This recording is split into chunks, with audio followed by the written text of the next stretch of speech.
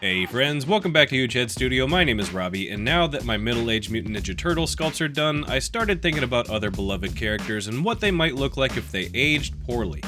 I'll probably revisit more characters from the TMNT universe at some point, but this time my mind immediately went to Peter B. Parker from Into the Spider-Verse, who gives us a pretty good idea of what a worn-out, sloppy Spider-Man might look like. So that's exactly what we're making today. Spider-Man, but a sloppy version. And speaking of sloppy, that's about as far as I got in the planning phase before diving in, so this might end up feeling more like a rough sketch than a polished sculpt, but we'll figure it out as we go and have some fun. So what does a sloppy Spider-Man look like?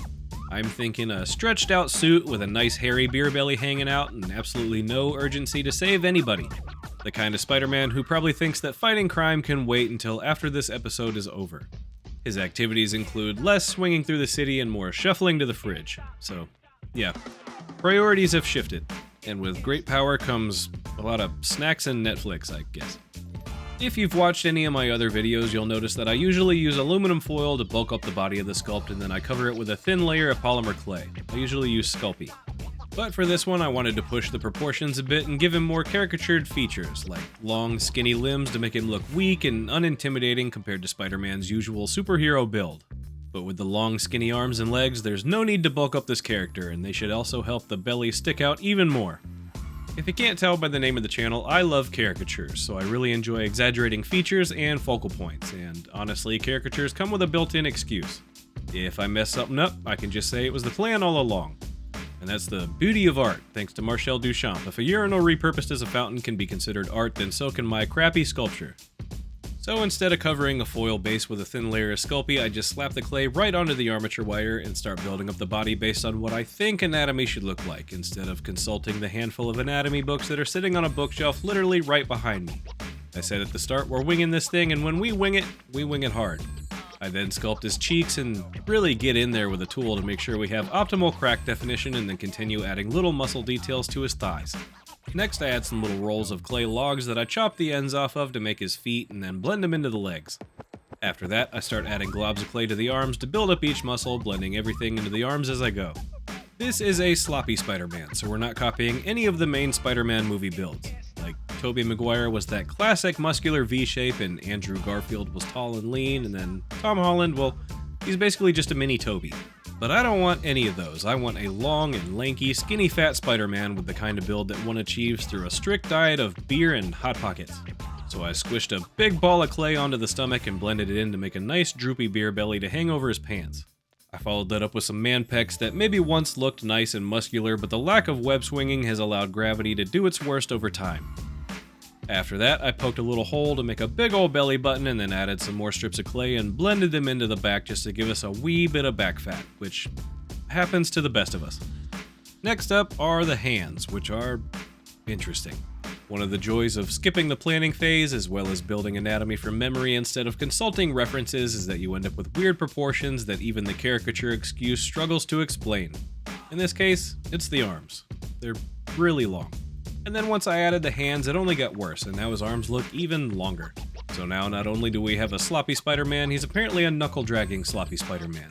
Anyway, like I said, we claim it as an exaggerated feature and move on to the slippers, which I poke at with a wire tool to try to imply a fuzzy, fluffy-ish texture, and then add little noodles of clay to the calves and blend them down towards the feet to make socks. After that, I use the same method with another strip of clay around the waist and blend it down towards the legs to make the pants, and then repeat it one more time around the belly and blend it up towards the head to make the shirt. Got him looking like Chancho from Nacho Libre. I carve in a few lines to make folds in the clothing and then use some rubbing alcohol to help blend them smooth before moving on to the head. I had originally planned to bulk up the head with foil like I usually do, but since this whole build has been foilless so far, I figured why not keep it consistent and make the head solid Sculpey. Skipping the foil core also makes it easier to shape the head into the classic Spider-Man mask, so if a little extra Sculpey weight isn't a problem, forget the foil. I added a little nose bump as well as the eyes, and now the head is ready to join the body. But first he needs a neck, so I wrapped a bit of clay around the armature wire before shoving the head in place and blended it all together.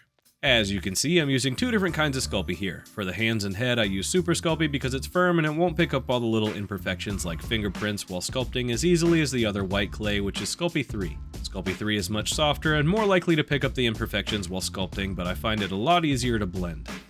And with that, the sculpt is done and we're ready to paint. I start with a basic gray primer coat so that the following red coat sticks better and I don't have to paint it 100 times. There, now he looks like sloppy Daredevil. After applying the red base coat, I immediately wish I didn't, for a few reasons. One, it's too glossy. I'm not a fan of a glossy finish, but for some reason I own way too much glossy paint and never check if it's actually glossy before using it.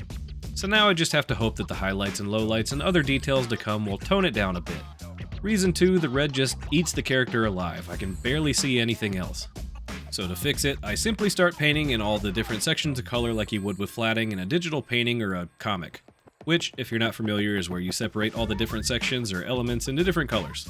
Once I have all my flats filled in, I dive into the details by adding shadows and highlights as needed to push the depth of the folds and break up the flat color while also adding color variation to the fabric so it looks stretched over the knees and cheeks. I repeat the process over and over, adding darks and lights little by little to slowly build up the color until everything starts to blend together and the character feels more believable. You know, aside from the massive head and Yeti hands. Seriously, I accidentally gave this guy the same proportions as Bigfoot from a Goofy movie. Oh well, you live and you learn.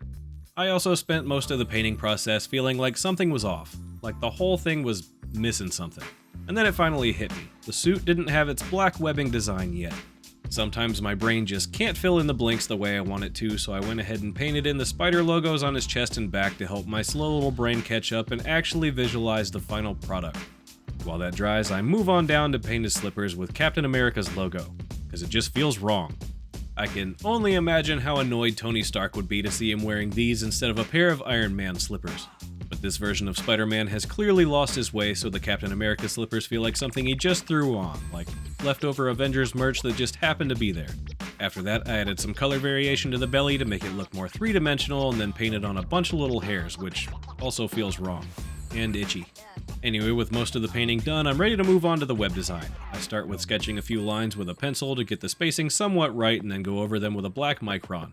I could have brushed the lines on with black paint, which would have definitely been more durable than the water-soluble ink, but the pen gives me a bit more control and helps me keep the lines smoother and slightly more consistent. I put a glove on so the oils from my hand don't smear the ink and then just go to town with the web lines until his suit is finally complete. After that, I feel like I need to add just a little something to the base and decide to make Spider-Man standing in the middle of the street like he's finally wandered out of his apartment and has no idea what to do with himself. So I take a bit of low grit sandpaper and cut it to fit the base and then use some wet paint around the holes in the base as a stamp to mark where the holes for the armature wire should go. I cut the holes out and then paint it with a charcoal gray and some yellow lines to make it look like asphalt and then glue it down to the base. Then I finally add a few brown washes here and there to the asphalt to make it look nice and dirty like a New York City street, and with that, Spider-Man is done and ready to do absolutely nothing.